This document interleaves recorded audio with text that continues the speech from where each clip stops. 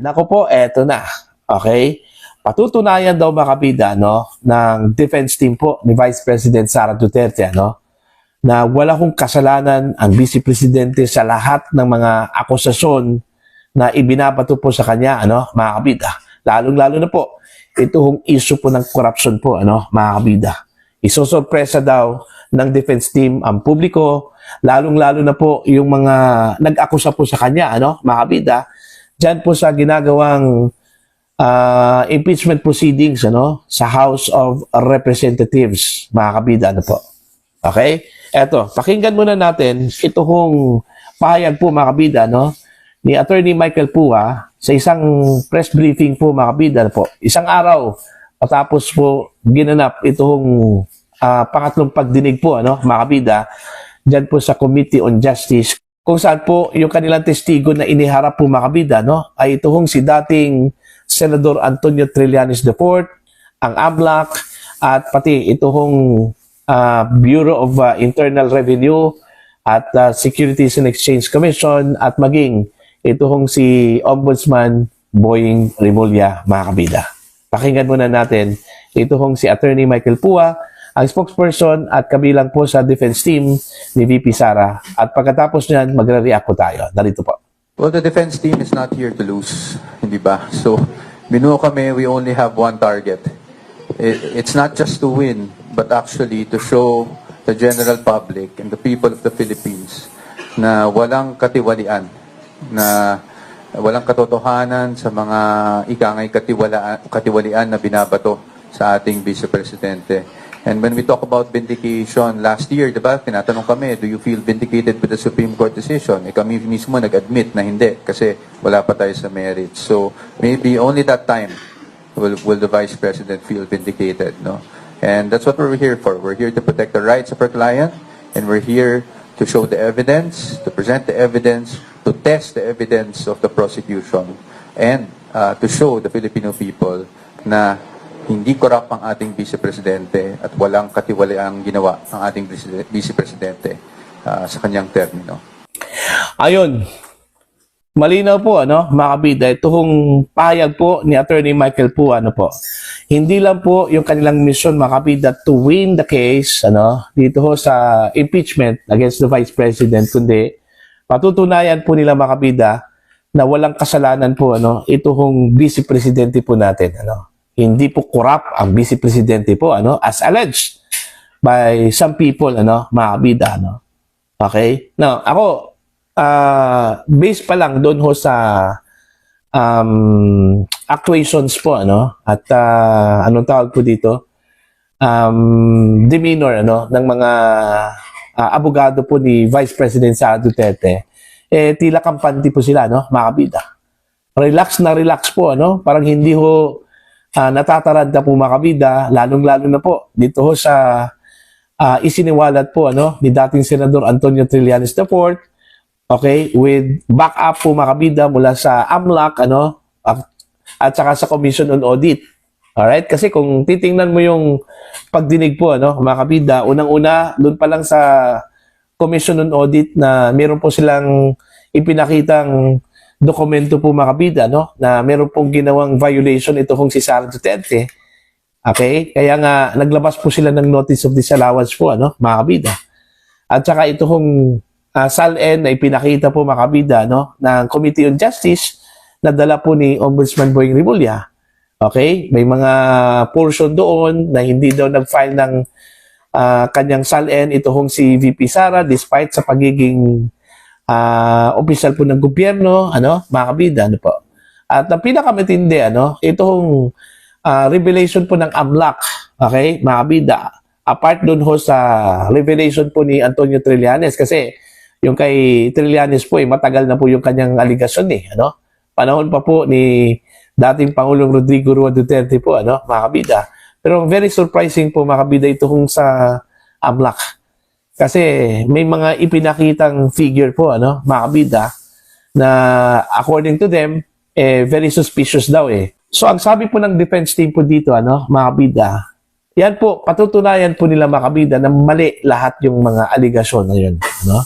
Okay, isosurpresa daw nila, mga kabida, publiko, lalong-lalo na po yung mga nag-akusa po kay VP Sara, no? Sa pamamagitan po ng pagpresenta po ng mga ebidensya, no? Mga kabida, no po. Kahit na po si VP Sara, no? Doon sa kanyang pahayag po, mga kabida, no po. Okay? Di ba? Kahapon po, naglabas po siya ng statement. In reaction po, ano? Mga kabida, doon ho sa ginawang pagdinig po, ano? Ng House Committee on Justice, mga kabida, no po. Tiniyak po niya na lahat ng kanyang mga propiedad, yaman, mga kabida, pera, ay nakadokumento po yon. Okay? So since sinabi po niya na nakadokumento po yon, mga kabida, asahan po natin, ano, na bawat sintimo po, ano, mga kabida, meron pong traces po, ano, kung saan po nanggaling, mga kabida, ano po. Alright? So yun po yung sinabi po ng Vice Presidente, ano, at ni-reinforce ito, mga kabida, ng kanyang mga abogado po, ano.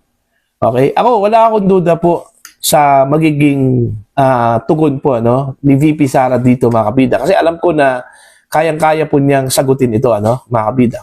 Kaya nga, kitang-kita ko po, ano, mararamdaman ko po, mga kabida, yung pagiging kampante po, ano, ni VP Sara at ng kanyang defense team. Okay? Siguro, yung mga Pilipino po na nakapanood po, mga kabida, sa kanyang presentation, ano, marami hong butas, mga kabida, ano po. Okay? At halata po, mga kabida, na hindi po authentic, ano, yung kanyang mga ipinapakita po, ano, okay? Iyon base lang po sa obserbasyon yon, mga kabida. Okay, doon pa lang sa mga petsa, mga kabida, sa kanyang mga presentasyon, mali-mali na po, ano? Okay, yung lokasyon po, mga kabida, ng kanyang presentasyon, mali-mali na po. Alright? So, yun po, ano, mga kabida, kung pagbabasihan na po natin yung pahayag po ng Vice Presidente kahapon, malinaw po, mga kabida, na meron pong grand orchestration po, ano? Okay? Iisang tao po nag-akusa against the Vice President with the help of the government institutions, ano? Okay? Kabilang na po dito yung AMLAC, Commission on Audit, ano, mga kabida, at iba pang mga institution po, ano? Okay? Na nagtulong-tulong po para suportahan itong mga allegation po, mga kabida, against the Vice President, ano? Yung Commission on Audit nga nasurpresa nga ako doon, ano? Kasi unang-una po, ilang beses po sila palabas po, mga kabida, ng unmodified opinion po, ano? Okay? In favor doon ho sa Office of the Vice President. Okay? Pag sinabi mong unmodified opinion, ibig sabihin po, mga kabida, wala hong problema yung paggastos po, mga kabida, ng pondo, ano, ng opisina po ng Vice Presidente, ano. Wala ko silang nakikitang paglabag, ano, mga kabida, yung standard po ng proseso sinusunod po, ano, mga kabida. Pero bigla na lang po tayong nasurpresa nung naglabas po ng notice of disallowance po, ano, itong Commission on Audit. At saka napakalaki pa po, ano, mga kabida. Mantakin nyo, umabot po ng 400 something. Okay? Million pesos po, ano, mga kabida. At gusto hong ipasauli po, mga kabida, ng Commission on Audit, ano, kay Sara Duterte. Okay? So, yun po, no? Ako, personally, gusto ko pong makaabot po ito, mga kabida, sa impeachment court, ano? Mas mabuti po kung sa impeachment court kasi mas mabuti po sa impeachment court po, ano, mga kabida, kasi matitiyak po natin, ano, na patas po yung presentasyon po, mga kabida, no? Both sides, prosecution at saka yung defense. Unlike dito ho sa Committee on Justice, kahit na po pilit na itinatanggi po, mga kabida, ng mga kongresista na sila po ay bias, ano, mga kabida, at sa halip sila po ay patas daw na tinitreat itong kaso po ni VP Sara, ano? Malinaw naman po sa mga actuations po nila, ano, mga kabida, na talagang bias po, ano? Meron na pong mga prejudgment, pronouncement, mga kabida, no? Dito ho sa kanilang ginagawang investigasyon. Alright? Kahit na po maglupasay pa po si Sara Duterte, pagpakita dyan, mga kabida, si Sara Duterte, sagutin lahat ng mga tanong. Alam po natin, mga kabida, nagagawa po itong mga kongresistang ito, ano, ng paraan para mapin down po, ano, ang Vice Presidente, mga kabida. Kasi kung pagbabatayan po natin yung aligasyon po ng mga kritiko dito ho sa ginagawa po mga kabida ng Committee on Justice. Isa lang po yung kanilang goal dito, mga kabida. Unang-una po, pahiyain po ang Vice Presidente. Kaya nga, gagawin po nila ang lahat, para lang po, hindi ho makatakbo po, sa 2028, ito hong si Sara Duterte, mga kabida, po. Ngayon pa lang, sisirain na po nila, mga kabida, ang pagkatao po ng Vice Presidente. Okay, ilalagay po nila sa isipan po ng mga Pilipino ng Vice Presidente ay ganito po kakurap, mga kabida. Okay?